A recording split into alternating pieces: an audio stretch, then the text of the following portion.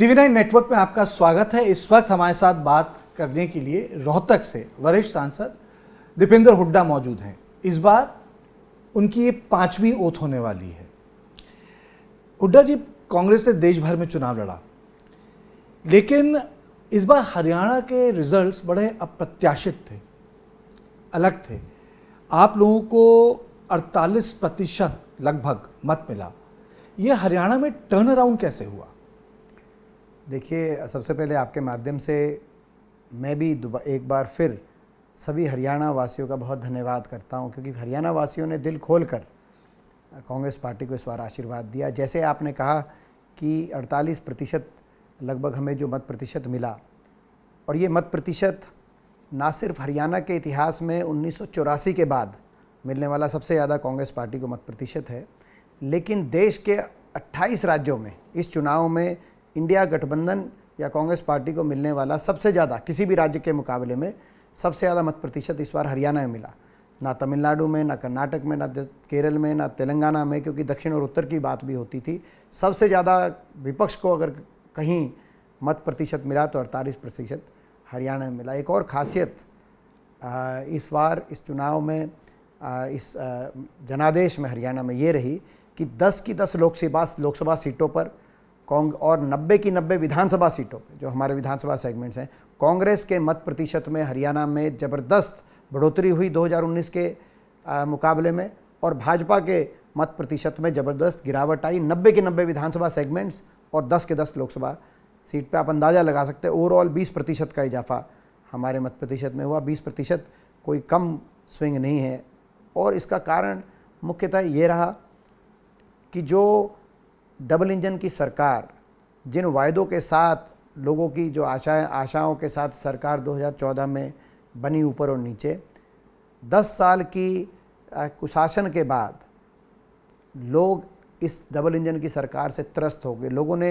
देखा कि 10 साल के बाद इनके डबल इंजन के 2 इंजन ही दिखाई दे रहे हैं। डब्बे धीरे धीरे छूटते गए, नौजवानों का डब्बा छूट गया। देश में सबसे ज़्यादा बेरोजगारी आज हरियाणा प्रदेश में। विकास का डब्बा छूट गया, विकास की पटरी से उतर गया हरियाणा। किसान का डब्बा छूट गया, किसान पे इतना बड़ा अत्याचार हुआ इस सरकार में। आपने देखा कि किसान आंदोलन में 750 किसानों की जानें तक भी चली गई। सरकार ने उनके साथ न्याय नहीं किया। हमारी बेटियों का डब्बा, हमारे खिलाड़ियों का डब्बा, महिलाओं का डब्बा तब छूटा जब आपने देखा बेटियों पे इतना अत्याचार हुआ, और जब उन्होंने अपने न्याय मांगा अपने लिए, तो सरकार ने उनके साथ भी एक बहुत बड़ा अन्याय। आप रेसलर्स की बात कर रहे हैं? मैं रेसलर्स की बात भी कर रहा हूं। और हरियाणा के अंदर भी एक हमारे संदीप सिंह मंत्री आरोपी मंत्री हैं, उनके खुद के महकमे में एक जूनियर कोच ने उन पर आरोप लगाया, लेकिन आज तक वो कैबिनेट में बने हुए। ये अहंकार सरकार का। तो काम हुआ नहीं हरियाणा में काम हुआ नहीं। गरीब आदमी की सारी योजनाओं को समाप्त करने का काम इस सरकार ने किया, जो हमारे समय चल रही थी। गरीब के अधिकारों से उनको वंचित रखने के काम किए गए। सरकारी नौकरी समाप्त कर दी गई, केंद्र में भी हरियाणा में भी, और जो बची थी वो कौशल निगम के माध्यम से कच्चों में बिना रिजर्वेशन, बिना पेंशन के। तो एससी समाज के जो अधिकार थे, बैकवर्ड समाज के जो अधिकार थे, हर वर्ग की इतनी अनसुनी हुई इन 10 वर्षों में कि सरकार की कार्यशैली से हरियाणा की जनता इतनी त्रस्त हो चुकी है कि हरियाणा की जनता ने इस जनादेश में एक साफ संकेत दिया कि आने वाले समय में हरियाणा में बदलाव तय है। 3 महीने के बाद निश्चित तौर से प्रचंड बहुमत से कांग्रेस पार्टी की सरकार हरियाणा बनने जा रही है। तैयारी कैसी है हरियाणा की? हरियाणा पूरी तैयारी है। पिछले 10 वर्ष से हम सड़क पे हैं। आप पिछले 10 वर्ष में अगर आप देखेंगे किस प्रकार से विपक्ष ने भूमिका निभाई है, हम 10 वर्ष में हमने लगातार सड़क पर रह के हर वर्ग की आवाज़ उठाने का काम किया। तो कांग्रेस पार्टी बहुत मजबूत हरियाणा में। यही कारण है कि आज 48% मत प्रतिशत, 84 के बाद दूसरे नंबर पे पूरे हरियाणा के इतिहास में इतना मत प्रतिशत कांग्रेस पार्टी का नहीं आया। तो ये जो है, ये इस बात का संकेत है कि कांग्रेस पार्टी बहुत मजबूत है। जहाँ तक विपक्ष की तैयारी की बात, और मैं समझता हूँ कि जो सबसे बड़ी बात है वो बदलाव की बात, परिवर्तन की बात है। ये सरकार फेल हो चुकी, विफल साबित हो चुकी है। हरियाणा वासियों के आशाओं पे सरकार पूरी नहीं उतरी है। एक और बात मैं कहना मेरी जो रह गई थी, एक और बड़ी बात है भ्रष्टाचार। ये डबल इंजन की जो सरकार हरियाणा में बनी बीजेपी और जेजेपी की, 5 साल तक इन्होंने हरियाणा को लूटने के अलावा कुछ नहीं किया, महकमे बांट कर आपस में। और आज जब गठबंधन टूटा है तो जेजेपी वाले कह रहे हैं कि भाजपा के घोटालों के राज बताएंगे, तो बीजेपी वाले कह रहे हैं दुष्यंत चौटाला के घोटालों की जांच कराएंगे। ये स्थिति बन गई हरियाणा। जेजेपी एक फोर्स बन के उभरी थी, ऐसा लग रहा था कांग्रेस मार्जिनलाइज हो गई है, तो आपको लगता नहीं कि जेजेपी अभी भी जिसे कह सकते हैं रंग में भंग कर सकती है? जब जेजेपी ने अपने मतदाता से विश्वासघात करके 2019 में भाजपा को समर्थन देने का काम किया था और दोबारा से हरियाणा में भाजपा की सरकार बनाने का काम किया था, उसी समय मैंने एक बात कह दी थी, क्योंकि इनका जेजेपी का नारा था 2019 में, आपको याद होगा, कि अब की बार भाजपा जमुना पार। लोगों ने तो कर दी थी जमुना पार, भाजपा 40 पे रुक गई थी, मगर जेजेपी ने जमुना पार से भाजपा को पकड़ के जमुना में डुबकी लगा के चंडीगढ़ में इनकी सरकार दोबारा बनवाई। और तभी मैंने चुनौती दे दी थी जेजेपी को, दुष्यंत चौटाला को, कि आपकी किसी सीट से जमानत नहीं बच पाएगी। आने वाले समय में इतना बड़ा विश्वासघात आपने अपने मतदाता के साथ किया। और आज आपके सामने हरियाणा में जेजेपी, आईएनएलडी, ये पार्टियां, हरियाणा आज जनाधार इनका बचा नहीं। 2 तरह के मुकाबले हरियाणा में आप देख सकते हैं इस चुनाव में, और आगे भी ये दिखेंगे। एक कांग्रेस पार्टी और भाजपा का मुकाबला, और दूसरा जेजेपी, आईएनएलडी का और नोटा का मुकाबला। अच्छा, इनका नोटा का मुकाबला चल रहा है। नोटा इस बार आगे निकल गया थोड़ा, तो नोटा और इनका आपस का मुकाबला विधानसभा में भी देखने को। कोई अलायंस नहीं करेंगे? कांग्रेस अपने पाँव में खड़े, कांग्रेस सक्षम है। कांग्रेस हरियाणा की 90 के 90 सीटों पे स्वयं हम मजबूत हैं, स्वयं सक्षम है। कांग्रेस अपने बलबूते पे चुनाव विधानसभा का लड़ेगी। दीपेंद्र जी, लोकसभा का चुनाव तो अच्छा निकला, जो विधानसभा के चुनाव होंगे तासीर अलग होती है, कैसे रहेंगे नतीजे? विधानसभा चुनाव का संकेत हरियाणा के लोगों ने लोकसभा चुनाव में दे दिया। जैसा कि आपने देखा कि 10 की 10 लोकसभा सीट पर हमारे मत प्रतिशत में ज़बरदस्त बढ़ोतरी, 90 की 90 विधानसभा सीटों पर लोकसभा चुनाव के अंदर जो सेगमेंट्स की गिनती होती है उसमें कांग्रेस के मत प्रतिशत में ज़बरदस्त बढ़ोतरी और भाजपा के मत प्रतिशत में ज़बरदस्त गिरावट। लोगों का गुस्सा 10 साल की सरकार के प्रति, जिस सरकार ने हरियाणा को विकास की पटरी से उतारकर देश में बेरोजगारी में नंबर 1, नशे में नंबर 1, महंगाई में नंबर 1, अपराध में नंबर 1, कुशासन में नंबर 1, हर वर्ग के अपमान में नंबर 1 और सरकार के अहंकार में नंबर 1 बनाने का काम किया।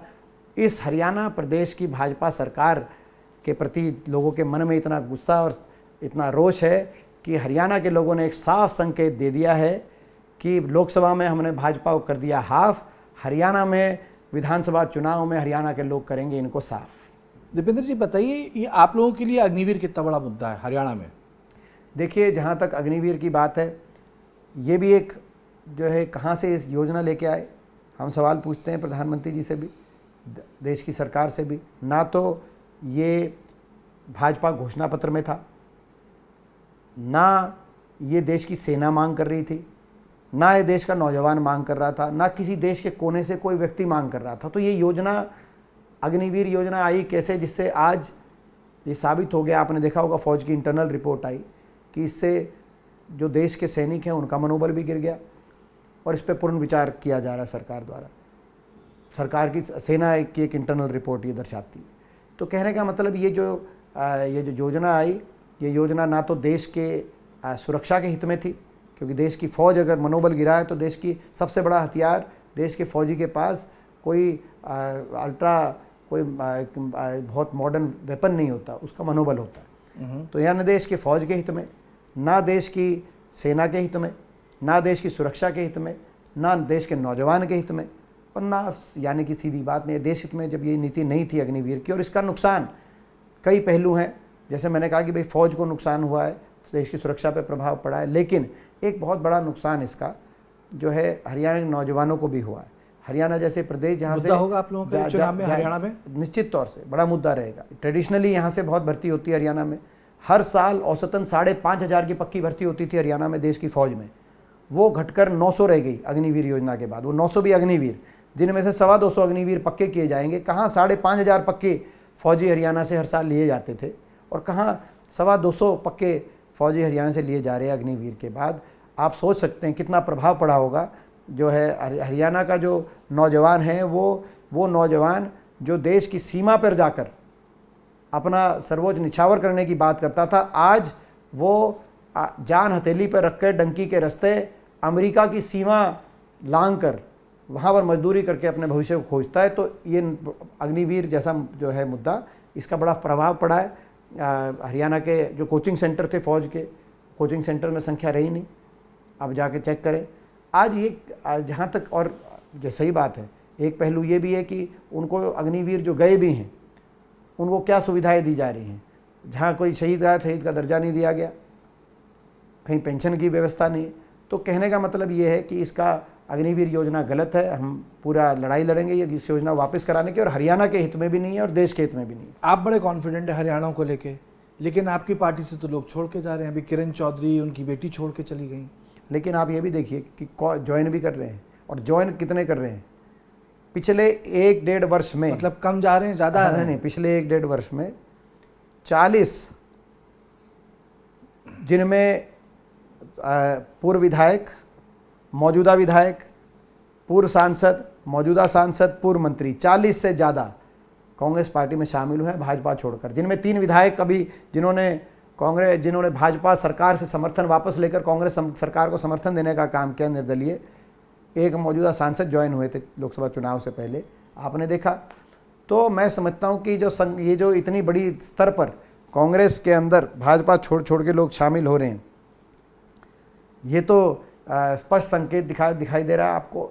हरियाणा कोई जिला ऐसा नहीं है जहाँ से कोई ना कोई लीडर ज्वाइन ना हुआ हो कांग्रेस पार्टी में पिछले 1 वर्ष की बात। बाकी किसी का व्यक्तिगत आने जाने से कोई फर्क नहीं पड़ता। एक आधा कोई किसी का व्यक्तिगत स्वार्थ किसको कहाँ लेके जाता है, वो तो मैं समझता हूँ लोगों ने तो बता दिया, लोगों ने तो एक स्वर में बता दिया कि आज लोग कांग्रेस पार्टी के साथ हैं। लोकसभा का नतीजा ये दर्शाता है। पिछली बार जब आपने चुनाव लड़ा तो कोई फेस नहीं था पार्टी का। आप लोगों की चुनाव में ठीक ठाक, ठेठ रूप से बोलो, धुलाई हो गई, सरकार बन गई। क्या आप अपनी गलतियों से सीखेंगे? क्या कोई फेस दिया जाएगा हरियाणा पे, या दोबारा से ऐसे ही लड़ेंगे? देखिए, मैं समझता हूँ कि किसी भी राष्ट्रीय दल में हर चुनाव जब भी कोई होता है उसके नतीजों पे आत्ममंथन रहता है। पिछली बार एक बात ये स्पष्ट रूप से सामने आई कि पिछली बार भी हमारा कांग्रेस का हरियाणा में एक चांस था सरकार बनाने का। लोग भाजपा की सरकार से 5 साल के बाद भी दुखी हो गए थे, क्योंकि आपने देखा होगा लोकसभा और विधानसभा चुनाव में बड़ा फ़र्क आया। पिछली बार लोकसभा चुनाव में भाजपा 10 की 10 सीट जीती, और 79 विधानसभा सेगमेंट्स पे उन भाजपा की बढ़त मिली, और कांग्रेस को मात्र 10 पे। 3 महीने बाद जब चुनाव हुआ और भाजपा ने 75 पार का नारा वही सोच के दिया था कि 79 पे लीड मिली, मत 3 महीने बाद जब चुनाव हुआ तो उन चुनाव में भाजपा 40 पे लुढ़क गई और कांग्रेस 31 पे आके खड़ी हो गई, और पूर्ण बहुमत नहीं मिला भाजपा को। तभी मैं समझता हूँ कि ये बात कांग्रेस पार्टी ने इस बात को समझा कि कहीं ना कहीं पिछली बार भी लोग इस सरकार से खुश नहीं थे, और जिस रूप से उन लोगों की भावनाओं को, कांग्रेस पार्टी की तरफ सारी भावनाओं को एकत्रित करने की जो संगठन के रूप से हमें जो कार्य करना चाहिए था, तो वो कहीं ना कहीं उसमें कोई ना कोई चूक रही, या उस आत्मविश्वास जो था हमारा शायद वो भी कम हुआ था लोकसभा चुनाव के बाद। संगठनात्मक फैसले जो किए गए थे उन फैसलों में भी शायद कुछ फैसलों के समय की जो है उस रूप से उतना समय नहीं मिला। तो कहने का मतलब ये सीएम फेस होना चाहिए, नहीं होना चाहिए, उन बातों को देखते हुए इस बार मैं आपको जवाब दे रहा हूँ, पिछले चुनाव को देखते हुए इस बार सही समय पे मैं धन्यवाद करता हूँ कांग्रेस के शीर्ष नेतृत्व का, विशेष तौर से राहुल गांधी जी का, मल्लिकार्जुन खड़गे जी का, श्रीमती सोनिया गांधी जी का, प्रियंका जी का, कि सही समय पर कांग्रेस में इस बार संगठनात्मक बदलाव हुआ।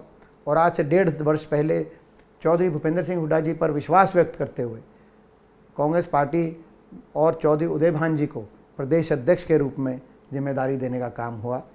और जब से ये फैसला हुआ है तभी से हरियाणा के अंदर कांग्रेस के पक्ष में लहर चल रही है हरियाणा में, और ये स्पष्ट है कि हरियाणा में चौधरी भूपेंद्र सिंह हुड्डा जी के नेतृत्व में और चौधरी उदय भान जी की अध्यक्षता में प्रचंड बहुमत से कांग्रेस पार्टी जीतेगी। और इस बात में मैं समझता हूँ कोई संशय नहीं। यानी हुड्डा साहब ही कांग्रेस का चेहरा होंगे हरियाणा में? मैंने आपको जैसे कहा, हुड्डा साहब नेता विपक्ष और चौधरी उदय भान जी प्रदेश अध्यक्ष, और सही समय पे ये फैसला आज से 1.5 वर्ष पहले हुआ। और ये जो फैसला जो सही समय पे हुआ, जिसके लिए मैं पूर्णतः मैं कांग्रेस हाई कमांड को मैं जिसका श्रेय देना चाहता हूँ, और हमारे शीर्ष नेतृत्व को, राहुल गांधी जी को मैं नेतृत्व को इसका श्रेय देना चाहता हूँ। उसके बाद, इस फैसले के बाद से हरियाणा में कांग्रेस के पक्ष में माहौल बना है, और हमारे नेता विपक्ष हुड्डा साहब के नेतृत्व में और चौधरी उदय भान जी की अध्यक्षता में प्रचंड बहुमत से कांग्रेस पार्टी की सरकार बनेगी। एक ऑनेस्ट जवाब दीजिए। मुझे पता है पॉलिटिक्स में आपको जवाब सोच सोच के देना पड़ता है। पिछली बार आप चुनाव हार गए, और इस बार आपकी जो विक्ट्री मार्जिन है वो सेकंड हाईएस्ट होगी परसेंटेज पॉइंट्स में रोहतक से। एक्सपेक्ट किया था? देखिए, सच्ची एक्सपेक्ट किया था कि सेकंड हाईएस्ट होगी? नहीं, हरियाणा में तो हाईएस्ट है। आप देश भर में सेकंड हाईएस्ट होगी। देखिए, मैं आपकी बात सही है। ये तो उम्मीद थी कि भाई रोहतक से अच्छी जीत होगी, क्योंकि पिछला चुनाव में हारा जरूर था, लेकिन मैं हिम्मत नहीं हारा थे, और लगातार लोगों के बीच में हम जा रहे थे, और ये हमें अंदाज़ा था कि जीत होगी, लेकिन इतनी बड़ी जीत होगी ये अंदाज़ा नहीं था। और हरियाणा के अंदर तो ये मार्जिन सबसे ज़्यादा है ही, लेकिन आपने जैसे कहा कि देश में भी वोट प्रतिशत में ये राहुल गांधी जी के बाद दूसरे नंबर पे विपक्ष की जीत हुई है। तो इतनी बड़ी जीत, मैं रोहतक वासियों को बहुत धन्यवाद करता हूँ, और इस जीत में भी एक बहुत बड़ा संकेत रोहतक वासियों ने दिया है। हर वर्ग का पूरा आशीर्वाद मिला है, 36 बिरादरी का आशीर्वाद मिला है। हर शहर में हम जीते हैं, 9 के 9 विधानसभाओं में हम जीते हैं, और 36 बिरादरी में हमको लोगों ने बढ़त देने का काम किया। तो बहुत बड़ी जो भाजपा की एक भाई को भाई से उलझाकर जाति धर्म की जो राजनीति रही है पिछले 10 साल में, उस राजनीति को नकार कर आपस में प्रेम, प्यार, भाईचारे की जो राजनीतिक और सकारात्मक राजनीतिक सोच, जो विकास की राजनीति है, प्रदेश को, हमारे इलाके, देश को आगे लेके जाने की जो राजनीतिक सोच है, उसको एक भावना से लोगों ने अपनाया है। ये रोहतक लोकसभा क्षेत्र की जीत का, ये मैं समझता हूँ, ये क्षेत्र की जीत इस बात का प्रतीक है। और इस बात के लिए मैं रोहतक के लोगों का मैं जितना धन्यवाद करूँ वो कम है। इस बार का मैंडेट बड़ा अजीब है। एक पार्टी है सत्ता में है, खुश नहीं है। एक पार्टी है, गठबंधन है, उसे सत्ता नहीं मिली फिर भी बहुत खुश है। ये कैसा मैंडेट है? मैं आपका जवाब दूं उससे पहले मैं कहना चाहता हूं, प्रजातंत्र की जय हो। ये प्रजातंत्र का, लोगों ने अपने मत से देश के संविधान को और इस हमारे देश की प्रजातंत्र को बचाने का काम किया है। इसी में लोगों की जय भी बोलना चाहता हूँ, भारत के लोगों की, भारतवर्ष के प्रत्येक नागरिक की जय। लोगों ने एक बहुत अच्छा जो ये संदेश दिया है, ये जो जनादेश दिया है, भारतीय राजनीति में संतुलन दोबारा से स्थापित करने का लोगों ने काम किया। और ये मैं ज्ञात रहे कि जो सरकार बनी है, ये सरकार अल्पमत की सरकार है। ये सरकार पूर्ण बहुमत से सरकार नहीं बनी। 400 पार के नारे को ध्वस्त कर दिया लोगों ने, और पूर्ण बहुमत भी इस सरकार को नहीं दिया, जबकि इनके पास सत्ता बल का जो दुरुपयोग किया गया, साम दाम दंड भेद, साम दाम दंड भेद का जो प्रयोग भाजपा ने किया, सत्ता का दुरुपयोग जो इन्होंने किया, 2 मुख्यमंत्रियों को जेल में ठोकने का काम इन्होंने किया, आपने देखा। ऐसा कभी दूसरा उदाहरण आपने नहीं देखा। फिर भी बहुमत नहीं मिला। देश की राजनीति में संतुलन बनाने का काम, और यही मैं समझता हूँ कि जनादेश का आकलन करना भी एक बहुत बड़ी बात है इस जनादेश का। क्योंकि इन जनादेश में अगर संख्या बल देखेंगे तो हो सकता है भाजपा के पास संख्या बल हमसे थोड़ा ज़्यादा हो, लेकिन अगर नैतिक बल देश के लोगों ने किसी को दिया है तो नैतिक बल देश के विपक्ष को दिया है। और नैतिक बल बड़ा करिश्माई होता है कार्तिकेय जी। नैतिक बल में बड़ी ताकत होती है, और नैतिक बल में ये ताकत थी, जब आपने देखा होगा कि एनडीए की जो बैठक हो रही थी, सबके चेहरे मुरझाए हुए थे। एनडीए की जब बैठक थी तो हवा सबकी जो है, सबके चेहरे, हवा निकली हुई थी, सबके चेहरे मुरझाए हुए थे। और जब कांग्रेस पार्लियामेंट्री पार्टी की जो बैठक थी तो सबके चेहरे पे, जो आपने कहा, सबके चेहरे पर एक चमक थी। देश के विपक्ष के चेहरे पे एक चमक आई है। तो ये नैतिक बल जो हमें मिला है, ये करिश्माई होगा और इसका सदुपयोग करना हमारी जिम्मेदारी है। जब हम देश के लोगों की लड़ाई लड़ेंगे, संसद के अंदर जाके अग्निवीर जैसी योजनाओं को वापस करने की बात कहेंगे, तो उस तरीके से दरकिनार हमारी बात को नहीं किया जा सकेगा जैसे पहले जो पिछले 10 साल में आपने देखा 3 कानून ऑर्डिनेंस से आगे किसान के कानून। अब सरकार तानाशाही का अपना रवैया, सरकार को बदलना होगा और नहीं बदलेगी सरकार तो और सरकार को मुंह की खानी होगी। मैं मानता हूं कि ये जनता जनार्दन की जय, देश के प्रजातंत्र की जय, देश के संविधान की जय, ये इस जनादेश का असली अर्थ। दीपेंद्र जी, लेकिन ठीक है, खुशी की बात है कि आप 102 की पार्टी हो गए हैं, 2 आपके इंडिपेंडेंट सांसद भी ज्वाइन हो गए, ट्रिपल डिजिट में आ गए आप लोग। लेकिन आप कुछ राज्य देखिए, गुजरात से 1, मध्य प्रदेश में 0/0, छत्तीसगढ़ में शायद 1 सीट, उड़ीसा में 1 सीट। मतलब आप देखिए, गुजरात से लेकर आप उड़ीसा चले जाएं तो आप गायब हो गए। कई राज्य हैं जहां आपका अस्तित्व होता था, जैसे आंध्रा, आप गायब हो गए हैं। आपका वोट शेयर है 8% का फर्क हो जाता है कुछ राज्यों में आपके बीजेपी के वोट शेयर में। आपको नहीं लगता कि नंबर मिले हैं, लेकिन कांग्रेस जो सिमटी है पिछले 15 साल में, ये बहुत बड़ी दिक्कत है कि आपको 160 जुटाने मुश्किल हो जाए। देखिए, आज राष्ट्रीय स्तर पर कांग्रेस का रिवाइवल हुआ है और इसके लिए अगर सबसे ज़्यादा श्रेय किसी को जाता है तो राहुल गांधी जी को जाता है। जिस तरीके से उन्होंने अपनी विचारधारा को लेकर, अपने संस्कारों को, अपनी वैल्यूज़ को लेकर जो संघर्ष किया है, देश की सड़कों से लेकर और देश के संसद तक, एक तानाशाही प्रवृत्ति वाली सरकार से जो टक्कर उन्होंने ली ईमानदारी से, मैं समझता हूँ कि एक देश में इस प्रकार के संघर्ष का दूसरा उदाहरण मुझे कोई याद नहीं आता। तो ये जो उन्होंने संघर्ष जो किया ऐसे समय में जब कांग्रेस को कोई दूर दूर तक कोई चांस भी नहीं देना चाहता था, आप लोग कोई हमारी बात को भी सीरियसली नहीं ले रहे थे, मीडिया से कह रहा हूँ मैं, आपसे व्यक्तिगत नहीं, और कांग्रेस का रिवाइवल हुआ है। कांग्रेस 100 पे पहुंची है आंकड़ा हमारा। तो ये एक शुरुआत है, ये मैं मानता हूँ, आपकी बात स्वीकार करता हूँ। बहुत से राज्यों में आशा के अनुरूप हमारे नतीजे नहीं आए, बहुत से राज्यों में नहीं आए, और ख़ास तौर पे हमारे उत्तर भारत के जो राज्यों का आपने जिक्र किया, गुजरात, मध्य प्रदेश, छत्तीसगढ़, उत्तराखंड, हमारे इन राज्यों में जो उड़ीसा, हिमाचल, जितनी हमारे को उम्मीद थी शायद उतना हमारा प्रदर्शन नहीं रहा, लेकिन बहुत से राज्यों में रहा और देश के हर कोने में रहा। पहले एक 10 साल से नैरेटिव चल रहा था नॉर्थ वर्सेस साउथ का, लेकिन हरियाणा ने पूरे देश में 28 राज्यों में सबसे ज़्यादा मत प्रतिशत कांग्रेस का हरियाणा में आया।